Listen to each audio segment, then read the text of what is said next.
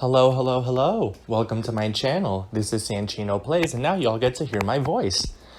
So interestingly enough, up until this point, I've only done Aether Raid's defense compilations, and those are always fun, but I can't really say that this channel's gonna grow if I only do that forever. So I thought, since today we have the Bridal and Groom's banner, the trailer at least, dropping tonight, it's nighttime where I am, I thought that I might as well do a live reaction to it.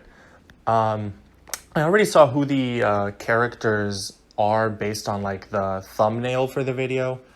So I saw Katria, and I have no idea who the pair-up unit is for the Harmonized hero, so we'll find that out in a bit. So without further ado, I am gonna get to this trailer.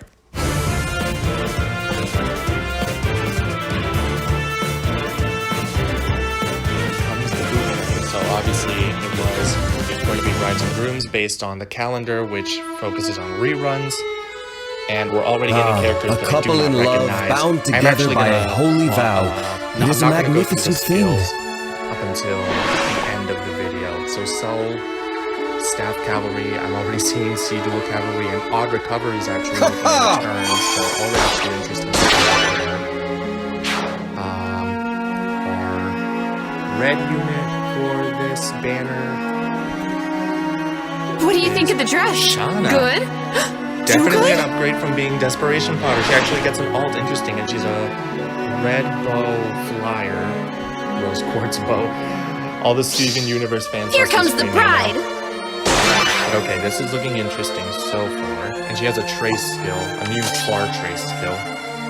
So, always nice to have more of the variety in that skill tree. Once again, I am dressed as a bride, and it makes me just as happy as it did the first time. No, I have no idea who you are. It seems like the bridal characters this time around are all based around Binding Blade, which I'm not mad about, but it definitely gives me hope that I can save orbs instead of going ham on this banner. Azure Wing Pair, so it's definitely Katria. How do I look? Like a true bride. Is that Thea? You're the There's best. many blue-haired flyers in Roy and Ellie Wood's games. I just cannot think.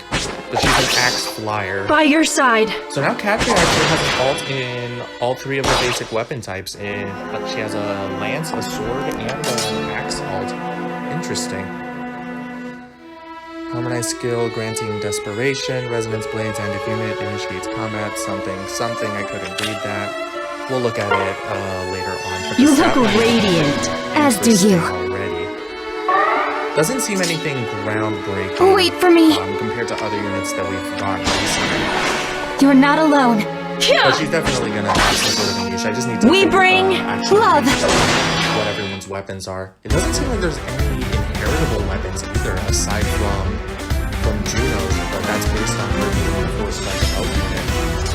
At least I think that's the case. I'll have to look back at it.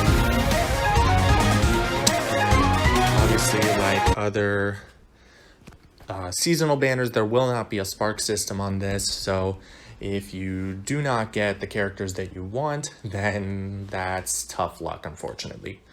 But based on the characters themselves, it doesn't seem like I'll be wanting to summon for anyone in particular. I'm not really attached to any of these characters aside from maybe Katria. But again, I don't see myself wanting to summon. Maybe for the fodder, I don't really know if there's anything here that is worthwhile. A couple in love, bound together by a holy vow. It is a magnificent thing. Another Staff Cavalry, but this one's 5-star locked. Okay, this is actually an inheritable weapon.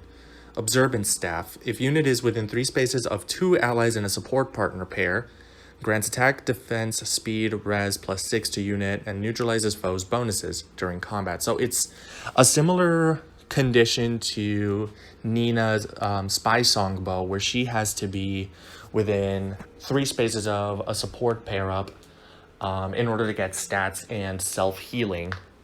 But in this case, you get bonus neutralization from the opponent and also stats.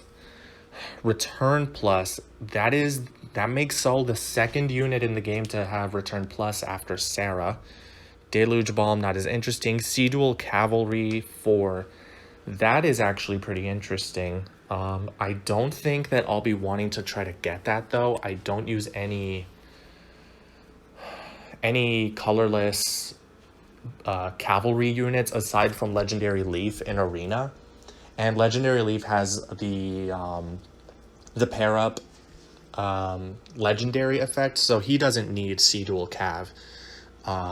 So I'm actually going to skip on that. Odd Recovery, though, is pretty nice.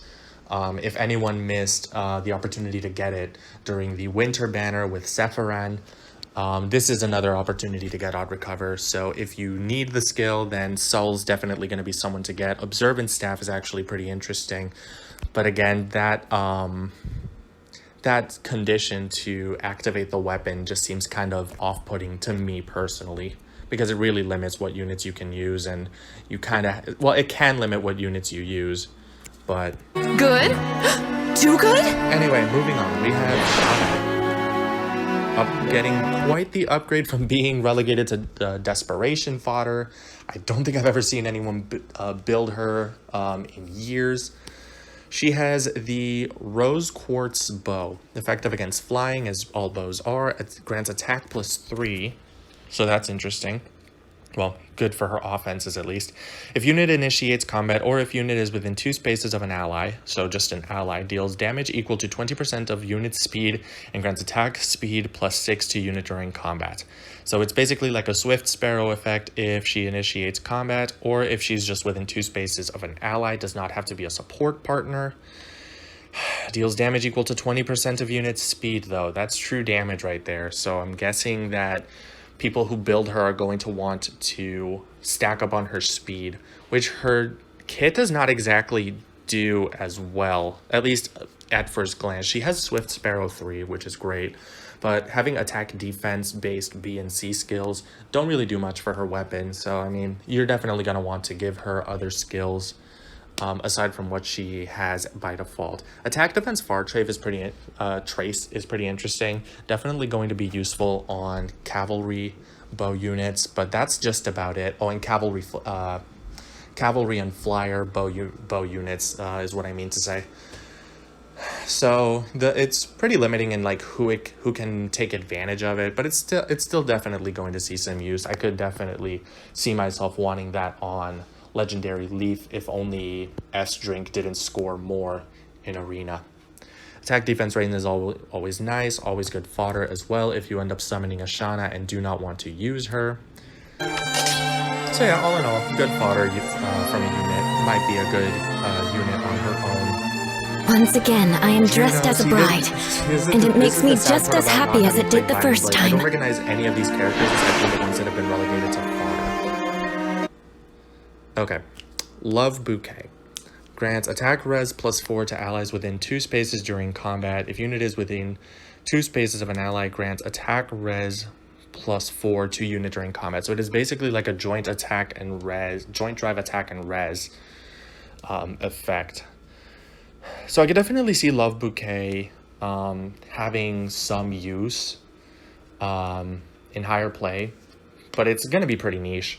Ardent Sacrifice, we have evolved past the need for Ardent Sacrifice, but having attack speed, form, and aerobatics in the 3 and the 4-star pool, at least even on a seasonal unit, is going to be bonkers. So a very good opportunity for fodder thanks to Juno. I'm not sure which of these 2 skills will be the 4-star skill.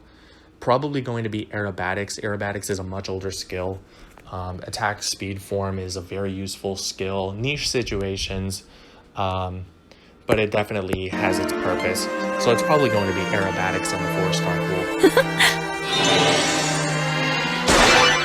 Every bouquet tome has that same effect. It just drops the bouquet on top of the unit, on top of the foe. It's just, think of something new. How do I look? All right, so we have Katria as the Harmonic Unit. So because her pair-up person is from Binding Blade, I'm willing to guess that that is Thea. Again, there are so many blue-haired Pegasus Knights within Roy and Elliewood's games, Binding Blade and Blazing sword, blazing blade. I can't remember off the top of my head. It's just difficult to recognize who's who. Like a But either true way, bride. we have our harmonic unit now. You're the best. Okay, we paused it. So she has the same stat trace line as Bride Shanna, but in this case we have near trace instead of far trace. We know what trace skill does. It enables Canto remainder +1, so whatever amount of spaces that the unit did not use, they can actually have the Canto effect in order to use those spaces. Only the near traces have the +1, but far traces only have the remainder available to them. Katria also comes with a rain skill, this time speed defense rain. This one would have been amazing on Bride Shanna. Same with attack speed push. And then we have the Wedding Bell Axe. Accelerate special trigger, and at start of turn, if unit is within 2 spaces of an ally, just an ally, it grants unit can move to a space adjacent to an ally within 2 spaces. So it is kind of like an aerobatics effect, right? Unit can move to a space adjacent to an ally within 2 spaces. Yes, that is basically an aerobatics effect.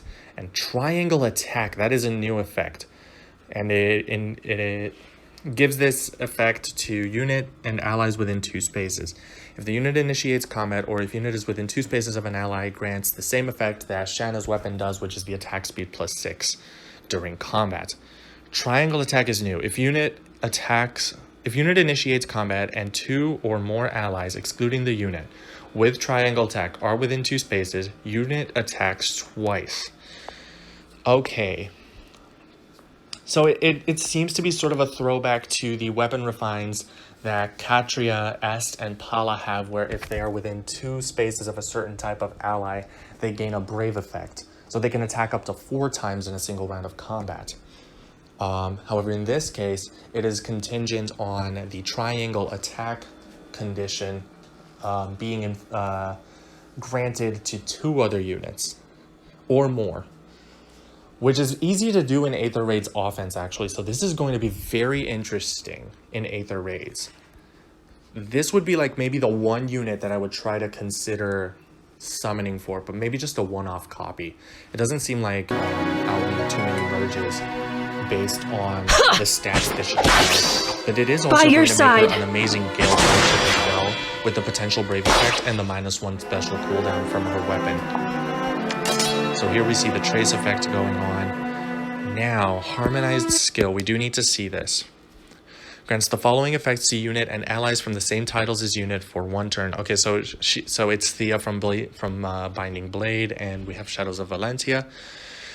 So it grants Resonant Blades, which is attack speed +4 during combat.